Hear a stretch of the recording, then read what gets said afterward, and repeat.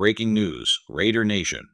The silver and black came out firing, and what we saw from the Raiders' first team offense was nothing short of electrifying. In just about 15 snaps, this unit showed flashes of a team that's ready to make serious noise this season.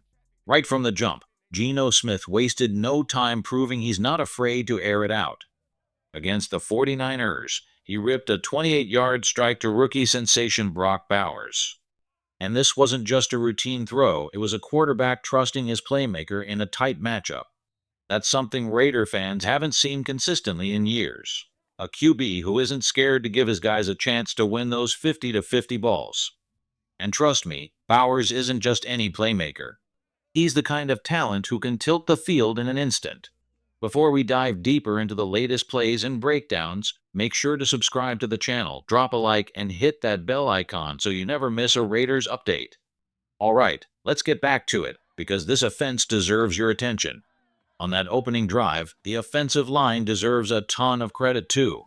The pocket was clean, the blocking looked sharp, and the tone was set immediately.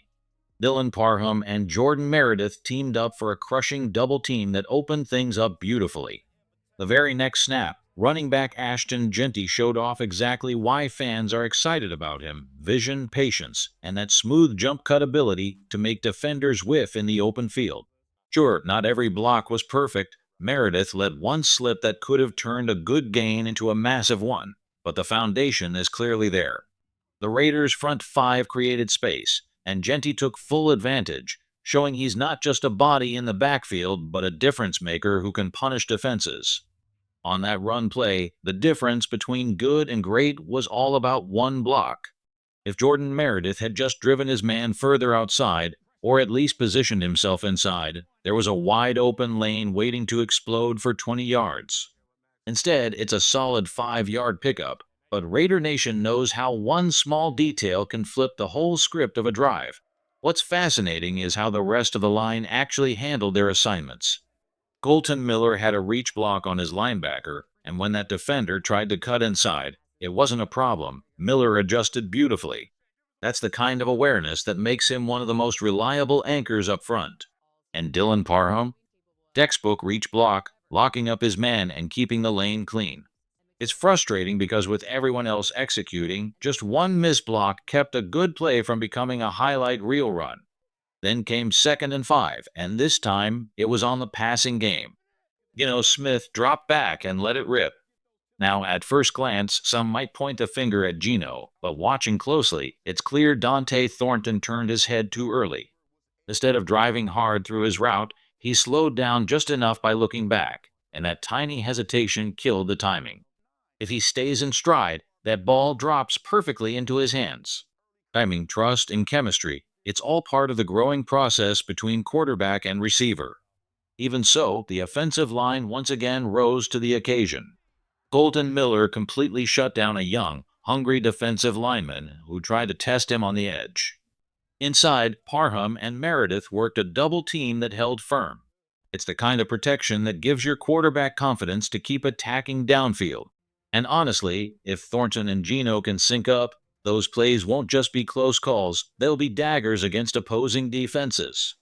Early on, the Raiders faced some chaos up front.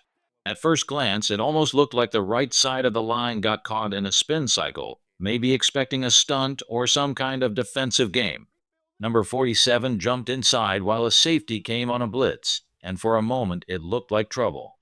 But credit to the unit. The pocket stayed intact and Geno Smith had enough time to get the throw off. Even though it fell incomplete, the important part was the quarterback wasn't running for his life. Now, sitting at 3rd and 5, the Raiders didn't flinch. They went right back to the ground, dialing up an inside zone that burst for 8 yards. Left side of the line deserves all the praise here: clean, physical, and disciplined. Even Jordan Meredith, who had struggled earlier, stood his ground against the linebacker. The right side held strong too, though Jackson Powers Johnson might have gotten away with a borderline hold. But hey, if the ref doesn't call it, it doesn't exist. The result, a fresh set of downs. And here's where I get loud, because on 1st and 10, I want the Raiders taking shots every single time. They did just that, targeting Dante Thornton deep. But Thornton has to sharpen up his instincts. he allowed the corner to force him too close to the sideline, cutting off his own space to make a play. That's the kind of detail that separates potential from production. Protection wasn't perfect either. DJ Glaze, left alone on an island against Bryce Huff, gave up too much ground. And make no mistake, Huff is no slouch. He's one of the league's nastiest edge rushers, even if his name doesn't always get top billing. Still, those are the matchups the Raiders need to win if they want to unleash this passing attack. Deacon and 10 brought a play I really didn't like. They gave Ashton Jeanty the ball, and while he lowered his shoulder and bowled over a linebacker, it came at a cost. The defender sent him backward, and Jeanty had to come off the field, heading into the medical tent. Sure, it looked tough in the moment, but taking unnecessary punishment like that is exactly what you don't want for a young back who could be a long-term difference maker. After Ashton Jeanty went to the sideline to get his shoulder checked, some fans called it his welcome to the NFL moment. And maybe it was, but from my perspective, it's not the kind of hit you want your young running back taking. There's a fine line between being tough and being reckless, and Jeanty doesn't need to prove his toughness by absorbing punishment that shortens his impact on the field. Looking back at the play, Geno Smith had an option with Trey Tucker, but the safety lurking underneath made that throw far too risky. Instead, Geno did something the Raiders haven't consistently had at quarterback. He calmly stepped up in the pocket, went through his reads, and checked it down. That kind of poise, that willingness to reset his feet and take what the defense gives him, is exactly why this offense feels different. Now, it's 3rd and 8. Again, Geno surveys the defense and doesn't like the look downfield. Coverage rotates into a cover 3, compressing those deep lanes. To be honest, the route spacing wasn't great here either. 2 receivers crossing in the same area clogs things up instead of stretching defenders. Still, Geno makes the smart decision, dumping the ball off to Raheem Mostert. And this is where execution matters. In a one-on-one situation against a corner, that play has to be won. If Mostert shakes him, he's inside the 10-yard line with the chains moving. Instead, it stalls. Plays like that are why I believe the Raiders need another dynamic running back, someone who can consistently make defenders miss in the open field. To be fair, the offensive line handled the pressure look well. The 49ers showed double-A gap linebackers, forcing the line to quickly sort out their assignments. Geno even adjusted protections pre-snap, sliding the line left and positioning Mostert on the right. That recognition and command from the quarterback is huge. It shows he's not just reacting, he's controlling the tempo at the line. The Raiders' protection call on that 3rd down was smart. Mostert was assigned to pick up number 48, while Brock Bowers released into his route. If the pressure came, Geno Smith had the option to go hot. But when the defense bailed and dropped into coverage, it all came down to execution. The line actually held up well. Paris Johnson and DJ Glaze each locked down their assignments, but the play didn't finish. Mostert had the ball in his hands with a chance to extend the drive, but he couldn't make it happen. Instead of punching in a touchdown, the Raiders had to settle for a field goal. It was disappointing, no doubt, because the drive started off like fireworks. Still, these are the kinds of growing pains that can sharpen an offense. And the Raiders didn't have to wait long to respond. Jeremy Chinn flipped the momentum with an interception, setting up another shot for the offense. This time, they opened with an inside zone to the left. It went for 3 yards, but there was more to it than the box score shows. On zone runs, defensive ends often crash hard downhill, forcing the quarterback to either hand it off or keep it on the bootleg. In this case, the defender chased it backside, which left Geno with the option to pull it. Instead, the ball stayed with the back, and the blocking did just enough to squeeze out a short gain. Still, not every assignment was clean.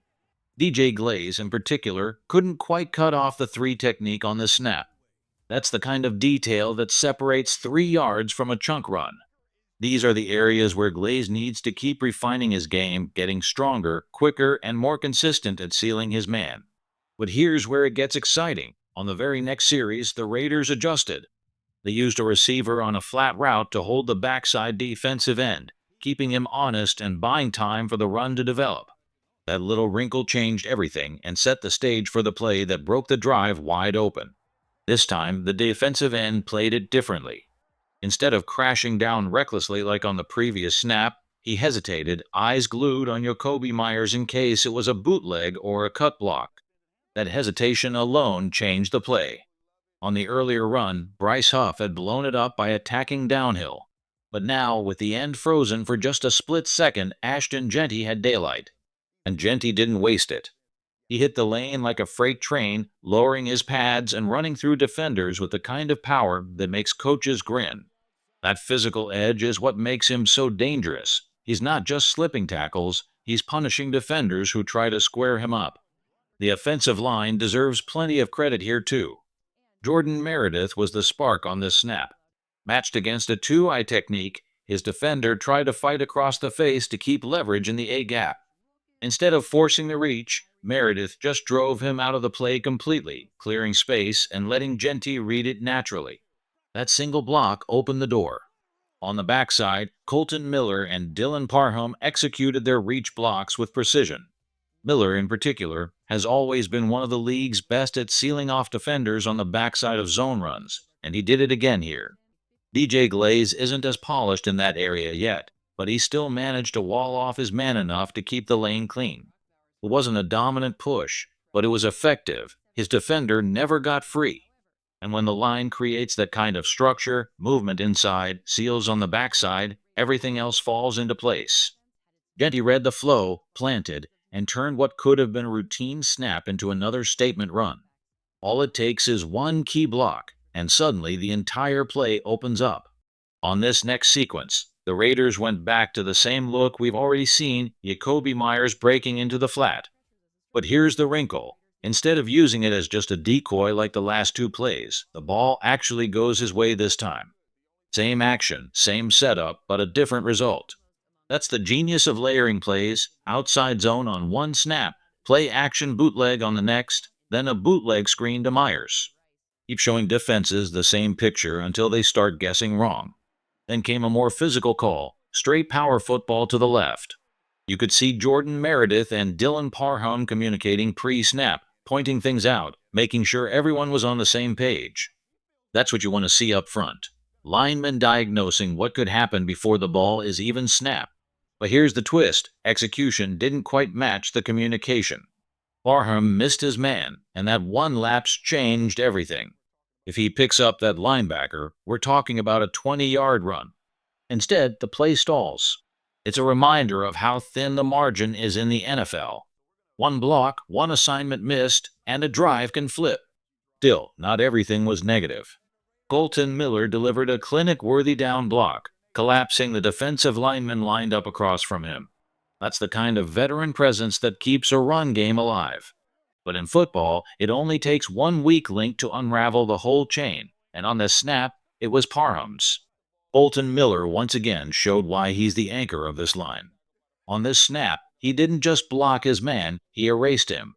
Turns him completely out of the play. Picture perfect technique.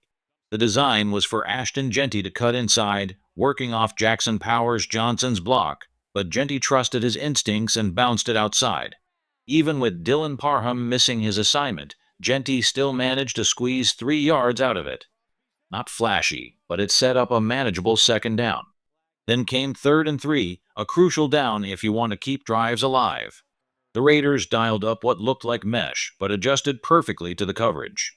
Jakobi Meyers and Trey Tucker both recognized zone and sat down in the soft spots, giving Geno Smith clean options.